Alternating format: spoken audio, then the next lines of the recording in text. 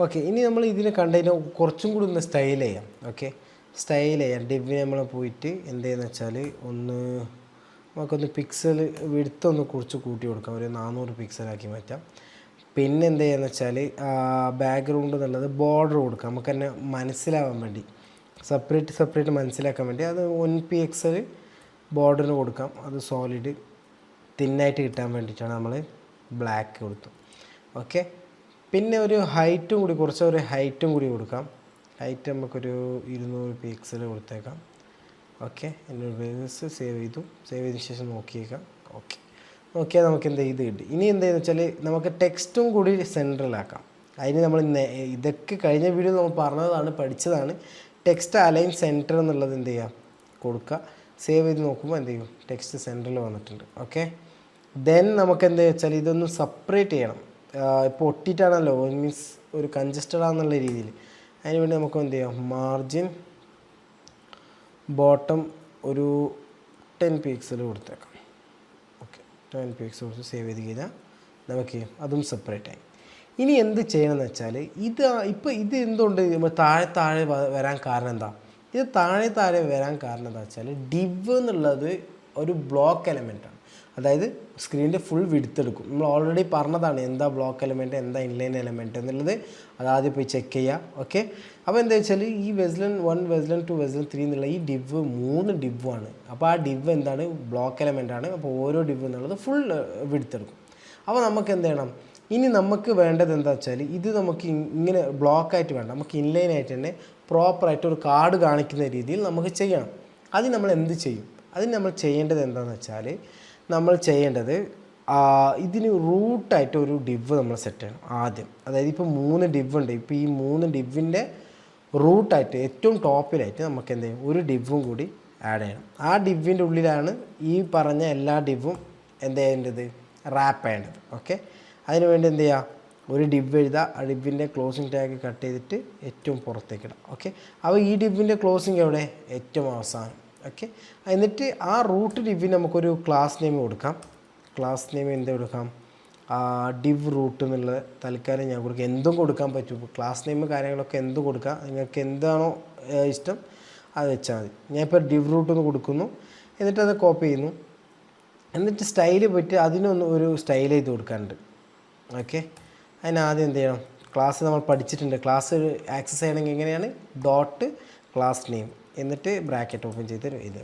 Okay, ഇനി നമ്മൾ ആവശ്യം എന്താ, നമ്മൾ ആവശ്യം എന്ന് വെച്ചാൽ ഈ 3 താഴെ വന്നത് നമ്മൾ എന്ത് ചെയ്യണം, പ്രോപ്പറായിട്ട് മുകളിൽ സെറ്റ് ചെയ്യണം. ആ സെറ്റ് ചെയ്യാൻ വേണ്ടിയിട്ട് എന്ത് ചെയ്യണമെന്ന് വെച്ചാൽ നമ്മളിതൊന്ന് അവിടെ പോയിട്ട് ഡിസ്പ്ലേ ഫ്ലക്സ് എന്ന് പറഞ്ഞിട്ട് ഒരു സംഭവം കൂടിയുണ്ട്. ഓക്കെ, ഈ ഡിസ്പ്ലേ ഫ്ലക്സ് എന്താണെന്ന് വെച്ചാൽ നമ്മൾ ഇപ്പോൾ ഈ ബ്ലോക്ക് എലമെൻ്റ് ഒക്കെ ഞാൻ പറഞ്ഞതല്ലേ, ഇപ്പോൾ ബ്ലോക്ക് എലമെൻറ്റ് എന്താ, ഒരു 3 ഡിവ് നമ്മളാകുമ്പോൾ ബ്ലോക്ക് എലമെൻ്റ് ആയതുകൊണ്ട് താഴെതാണ് വന്നത്. അപ്പോൾ നമുക്ക് ഡിസ്പ്ലേ ഫ്ലെക്സ് കൊടുത്ത് ഇത് ഇൻലൈനായിട്ട്, അതായത് ആ സ്പേസ് ഒക്കെ ഒഴിവാക്കിയിട്ട് ഇതിന് വേണ്ട സ്പേസ് മാത്രം എടുത്തിട്ട് ഒരു വെർട്ടിക്കലി ആണ് നമുക്ക് എന്ത് ചെയ്യുന്നത്, കാണാൻ പറ്റുന്നത്. അല്ല ഹൊറിസോണ്ടലി ആണ് നമുക്ക് എന്ത് ചെയ്യുന്നത്, കാണുന്നത്. ഓക്കെ, അത് നോക്കി നോക്കാം. കണ്ടോ, നമുക്ക് വെർട്ടിക്കലിയാണ് നമുക്ക് വന്നിട്ടുള്ളത്. ഇനി എന്ത് ചെയ്യണം, ഇതിനൊന്ന് സെപ്പറേറ്റ് ആക്കി ഒന്ന് നല്ല രീതിയിലൊരു ഗ്യാപ്പൊക്കെ കൊടുത്തിട്ട് ഇതിനെ കാർഡാക്കി നമുക്ക് നിർത്താം. അതിന് വേണ്ടി എന്താ വെച്ചാൽ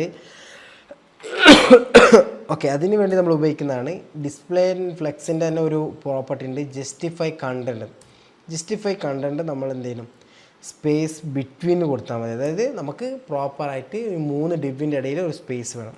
എന്നിട്ട് സേവ് ചെയ്തതിന് ശേഷം നോക്കിക്കഴിഞ്ഞാൽ ഇവിടെ കാണൂല. ഈ കാണാത്തതിൻ്റെ കാരണമുണ്ട്. എന്താ വെച്ചാൽ നമ്മൾ ചിന്തിക്കണം, നമ്മൾ എന്താ ചെയ്തെന്ന് വെച്ചാൽ ഇവിടെ ഡിവിനാണ് നമ്മൾ എന്ത് ചെയ്ത് കൊടുത്തിട്ടുള്ളത്. ഈ ഡിവിനാണ് നമ്മൾ മൊത്തത്തിൽ ഇവിടെ ഈ പറഞ്ഞ എല്ലാ സ്റ്റൈലും കൊടുത്തിട്ടുള്ളത് അല്ലേ. ശരിക്കും വെച്ചാൽ ഈ റൂട്ട് എലമെൻറ്റും എന്താണ്, ഒരു ഡിവാണ്. അപ്പോൾ ഈ ഡിവിനും ബാധിക്കും. അതിന് വേണ്ടി നമ്മൾ എന്താ ചെയ്യേണ്ടത്, അത് ഒഴിവാക്കാൻ വേണ്ടി നമ്മൾ എന്താ ചെയ്യേണ്ടതെന്ന് വെച്ചാൽ, ഇപ്പോൾ മനസ്സിലായി നിങ്ങൾക്ക്, ഇത് പ്രശ്നം മനസ്സിലാവും. പ്രശ്നം എന്താണ്, ഡിവാണ്. അതായത് ഉള്ളിലുള്ള ചൈൽഡ് ഡിവ്സും ഡിവ് എന്നാണ് ടാഗ്. അത് ഏറ്റവും പേരൻറ്റ് ഡിവ് എന്നാണ് പേര് എലമെൻറ്റ്. ആ ഡിവിനാണ് നമ്മൾ ഡിവിന് മൊത്തത്തിലാണ് നമ്മൾ എന്ത് ചെയ്തത്, ടാഗിന് മൊത്തത്തിലാണ് നമ്മളുടെ സ്റ്റൈൽ ചെയ്തിട്ടുള്ളത് അല്ലേ. അപ്പോൾ അത് ഇങ്ങനെ വരുമ്പോൾ എന്ത് ചെയ്യും, ഈ പറഞ്ഞ റൂട്ട് ഡിവിനും അത് ബാധിക്കും. നമുക്ക് റൂട്ട് ഡിവിന് ഈ സ്റ്റൈലൊന്നും ആവശ്യമില്ല. അപ്പോൾ അതിന് വേണ്ടി നമ്മൾ എന്താ ചെയ്യേണ്ടതെന്ന് വെച്ചാൽ ഇതിൻ്റെ പാരൻറ്റ് ഡിവ് ഏതാ? പാരൻറ്റ് ഡിവാണ് നമ്മൾ ക്ലാസ് നെയിം കൊടുത്ത് ഡിവ് റൂട്ട് എന്നുള്ള ക്ലാസ് നെയിമുള്ള ഡിവ്. അപ്പോൾ അതിൻ്റെ കീഴിലാണ് ഈ ഡിവ് വരുന്നത്. അതിന് വേണ്ടി നമ്മൾ ഡോട്ട് ആ പാരൻറ്റ് ഡിവിൻ്റെ നെയിം ഡിവ് റൂട്ട് എന്നുള്ളത് കൊടുക്കുക. ഓക്കെ, ഡിവ് റൂട്ട് എന്നുള്ളത് നമുക്ക് എന്ത് ചെയ്യാം, കൊടുക്കാം. ഡിവ് റൂട്ട് സ്പേസ് കൊടുത്തു കഴിഞ്ഞാൽ എന്ത് ചെയ്യും, ഈ ഡിവ് റൂട്ടിൻ്റെ കീഴിലുള്ള ചൈൽഡ് ഡിവിന് മാത്രം എന്ത് ചെയ്യും, ഇത് എഫക്റ്റ് ആവും. ഓക്കെ, ഒന്നുകൂടി എടുത്ത് നോക്കിയാൽ കണ്ടോ, നമുക്ക് പ്രോപ്പറായിട്ട് എന്ത് കിട്ടി, ഈ പറഞ്ഞ പോലെ 3 ഡിസ്പ്ലേ ആയി. ഓക്കെ, ഇനി നമ്മൾ ക്വസ്റ്റ്യൻ എന്താ വെച്ചാൽ, ഇനി നമുക്ക് ഇൻസ്പെക്റ്റ് ക്ലിക്ക് ചെയ്ത് കഴിഞ്ഞാൽ ഇൻസ്പെക്റ്റ് നമുക്ക് ഈ മൊബൈൽ സൈസ് ആക്കിയാൽ അത് എന്ത് ചെയ്യും, താഴത്ത് വരുമോ എന്നുള്ളതാണ് നോക്കുന്നത്. വരുന്നില്ല. നമ്മൾ നേരത്തെ കൊടുത്ത ഈ പറഞ്ഞ കളർ മാത്രം ചേഞ്ച് ചെയ്യുന്നു. ഇത് മൊബൈലിലാകുമ്പോൾ ഇത് ഈ സൈസിലായിരിക്കും. ശരിക്കും മൊബൈലാകുമ്പോൾ ഇങ്ങനെയല്ലല്ലോ വരേണ്ടത്. മൊബൈലിലാകുമ്പോൾ എങ്ങനെ വേണ്ടത്, മൊബൈൽ സൈസിലേക്ക് വരുമ്പോൾ താഴെ എന്നുള്ള രീതിയിൽ 3 വയസ്സാണ് നമുക്ക് വരേണ്ടത് അല്ലേ. അപ്പോൾ അതിനെന്താ ചെയ്യുക, അതിനിപ്പോൾ നമ്മൾ എങ്ങനെ ചെയ്യുക എന്നുള്ളതാണ് ഇനി നമ്മൾ പഠിക്കാൻ പോകുന്നത്. ഓക്കെ, അപ്പോൾ അത് എന്താ ചെയ്യുകയെന്ന് വെച്ചാൽ അതിന് വേണ്ടി നമ്മൾ എന്ത് ചെയ്യും, മീഡിയ ക്വറിയാണ് ഉപയോഗിക്കുന്നത്. മീഡിയ ക്വറിയിൽ എന്ത് ചെയ്യാം, 8 മീഡിയ എന്ന് കൂടി ഉപയോഗിക്കുക. ഇല്ലയെന്നുണ്ടെങ്കിൽ 8 മീഡിയ ഓൾറെഡി ഉപയോഗിച്ചിട്ടുണ്ട്. സ്ക്രീന് 400 വിടുത്താകുമ്പോൾ നമുക്ക് എന്ത് ചെയ്യണം, 400 പിക്സൽ ആകുമ്പോൾ നമുക്ക് എന്ത് ചെയ്യണമെന്ന് വെച്ചാൽ ഈ പറഞ്ഞ ഡിവ് റൂട്ട് എന്തായി മാറണം, ഡിസ്പ്ലേ ബ്ലോക്കായി മാറണം. ഓക്കെ, അതിന് വേണ്ടി എന്ത് ചെയ്യുക, ഡിവ് റൂട്ട് എന്ന് കൊടുത്തിട്ട് കഴിഞ്ഞ ശേഷം എന്നിട്ട് ഡിസ്പ്ലേ ബ്ലോക്ക് എന്നുള്ളത് കൊടുത്താൽ മതി. ഓക്കെ, അപ്പോൾ എന്ത് ചെയ്യും, ഈ പറഞ്ഞ ആ 400 പിക്സലിലേക്ക് എത്തുമ്പോൾ ഇതെന്ത് ചെയ്യും, മാറും. ഓക്കെ, അത് നമുക്കൊന്ന് ചെക്ക് ചെയ്ത് നോക്കാം. ഇപ്പോൾ ചെയ്തിട്ടുണ്ട്. 400 പിക്സൽ എത്തുമ്പോൾ ശ്രദ്ധിച്ചാൽ മതി, ഇവിടെയാണ് മാറുന്നത്, അത് നോക്കിയാൽ മതി. ഓക്കെ, 400 പിക്സൽ മാറുന്നുണ്ടോ നോക്കാം.